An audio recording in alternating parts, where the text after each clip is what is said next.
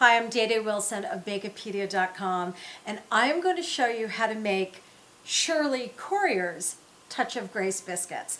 Now, I don't usually show other people's recipes, but Shirley's biscuits are so good that I had to bring them to you, and there are some key visual elements that will help you make them, and so I thought making a video made a whole lot of sense. For the recipe, you can find it on the site, including an amazing interview with Shirley. You'll learn how they got their name, Touch of Grace Biscuits. So to start, you see I have a bag here, White Lily Self-Rising Flour. This is a flour favored by Southern bakers. It is made with soft wheat. It has very low protein. It is self-rising.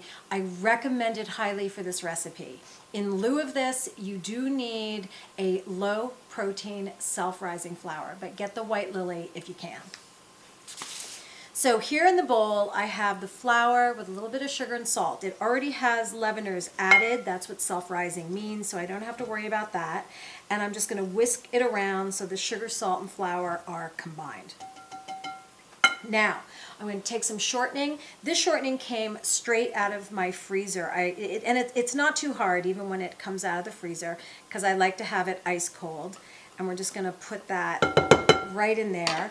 Now, Shirley likes to use her fingers. Sometimes I use my fingers. Sometimes I use a pastry blender. Just start cutting that shortening in. This is going to come together really fast. So another thing about these biscuits, you have to eat them fresh, fresh, fresh. And believe me, once you taste these hot out of the oven, you will make sure to time them so that you can serve them hot out of the oven every time. They're going to come together in less than 5 minutes, and they're going to bake for 20 to 25, so you can time them to have them on the dinner table when you're sitting down to eat. So there we go. The shortening is very well cut into very small pieces. Now this recipe, part of the deliciousness is that this recipe is going to end up having shortening, butter, cream, and buttermilk. So we've got the shortening in there. Next step is the heavy cream. We're going to add the heavy cream, and again, the amounts are on the website. And I'm going to stir that in with a wooden spoon. This is where the magic happens. Now, if I said the words cottage cheese to you right now, you would probably be thinking, what does that have to do with anything? Well, you're gonna find out. Okay, so the cream is in. Now, the buttermilk. I have a little more than a cup here. The recipe calls for a cup, but the whole point is that you're just gonna add enough buttermilk until the mixture looks like cottage cheese. I usually do end up using a full cup. If you use a higher protein flour, you will end up using more. Handle it lightly. Definitely need more.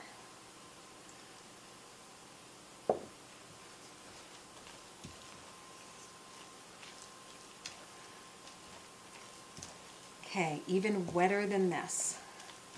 I almost like to see how wet I can make this dough, because the moisture creates steam, the steam creates rise, and that's what's going to make these biscuits really light and fluffy.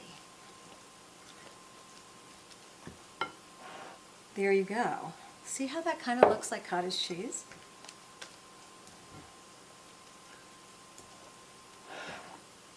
Now we're ready to form the biscuits. Now you're probably wondering, how in the world am I going to form biscuits that look that wet?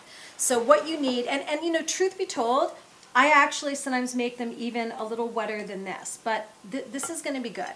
So here I have a pie plate with some all-purpose flour. Here I have an 8-inch pan sprayed with pan coating. Shirley recommends 8 or 9-inch. I like to use the 8-inch because I want the biscuits to be tall.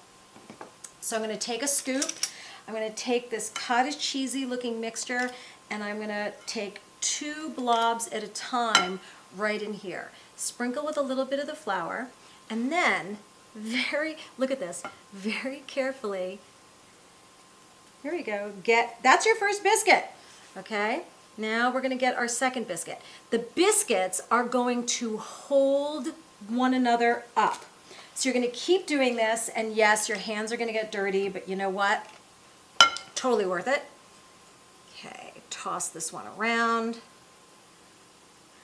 Squish it in there. Toss this one around, squish it in there.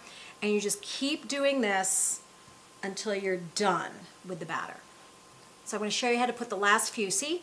Lightly, lightly, lightly. Okay, I'm going to get a couple here in the center. You didn't think you were going to be able to work with this dough, did you? Okay, last two. Toss it around.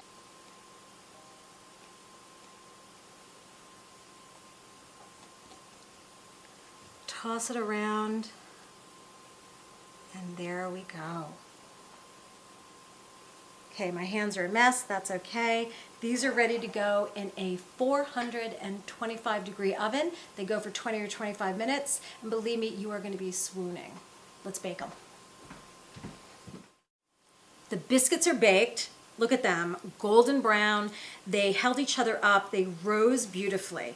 Now, while they're still warm, this is what you need. You need you need 2 plates to flip them back and forth. So I'm just using, this is from a tart pan. I'm going to put this here, and I'm going to flip them over. Still nice and hot. Got to eat them while they're hot. Okay, put that to the side. And now take your display plate and put it on top and flip this over. There you go. Now remember I told you shortening, heavy cream, buttermilk, and butter. So here's the butter. So now, while they're warm, look at this. Slather it on. This is about 3 tablespoons. Again, the recipe is at Bakepedia.com. These are Shirley Corriher's Touch of Grace biscuits. And then serve them immediately. Now you can cut them, but I kind of like, do you ever split English muffins with a fork? I kind of like to do the same thing because it keeps the surface of the biscuit kind of like craggly like that. Okay, okay. Not kidding. One of the most delicious baked goods you are ever going to put in your mouth. I'm not exaggerating. You have to make these today and serve them up hot. Look at this. You bring this to your table. Who is going to be able to resist this? Spectacular. Check out Bakepedia.com. Bye. I have some eating to do.